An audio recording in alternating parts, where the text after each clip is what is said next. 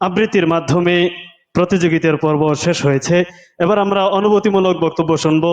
অনুভূতিমূলক বক্তব্য এবং আমাদের প্রতিযোগিতার ব্যাপারে, আমাদের আয়োজনের ব্যাপারে মূল্যায়ন নিয়ে এখন আমাদেরকে নসিহতমূলক বক্তব্য পেশ করবেন হযরত মাওলানা মুফতি আবু সুফিয়ান নাসিম সাহেব হাফিজাহুল্লাহ।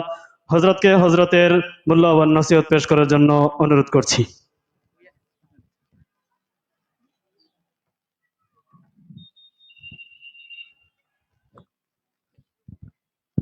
আসসালামু আলাইকুম ওয়া রাহমাতুল্লাহি ওয়া বারাকাতুহু। সময় সংক্ষিপ্ত, একদম অল্প সময়ে শেষ করব অনুভূতি। প্রথমত, এই আয়োজনের আমরাও একসময় অংশীদার ছিলাম, দায়িত্বশীল ছিলাম।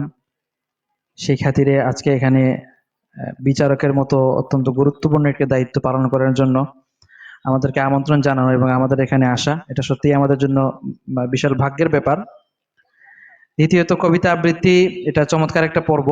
আমরা জানি মোটামুটি সমস্ত আন্দোলন, বিপ্লব বা রাসূলে আকরাম সাল্লাল্লাহু আলাইহি ওয়াসাল্লামের যুগে যে যুদ্ধ বিগ্রহগুলো হতো, এগুলা শুরুতে মূলত যারা বক্তৃতা দিতেন তাদের বক্তৃতার মধ্যে বিভিন্ন কবিতার লাইন থাকতো, যেগুলা মূলত শ্রোতাদেরকে এবং যোদ্ধাদেরকে যুদ্ধে অগ্রসর করার জন্য অনুপ্রেরণা যোগাতো।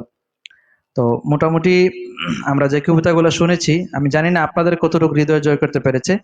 তো 80% মোটামুটি আমার হৃদয় জয় করেছে। এবং বিশেষত অল্প বয়সে যারা আবৃত্তিকার ছিলেন তাদের জন্য এই বয়সে আবৃত্তির যে এক্সপ্রেশনটা থাকা দরকার, মোটামুটি অনেকাংশেই সেটা উপস্থিত ছিল। এটা আমাদের জন্য সত্যিই পরম ভাগ্যের ব্যাপার।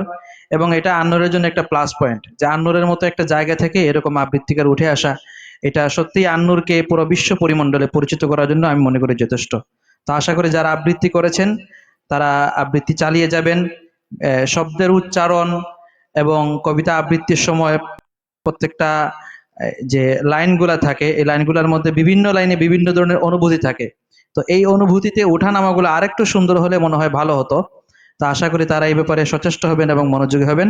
সবার জন্য শুভকামনা। আসসালামু আলাইকুম ওয়া রাহমাতুল্লাহি ওয়া বারাকাতুহু।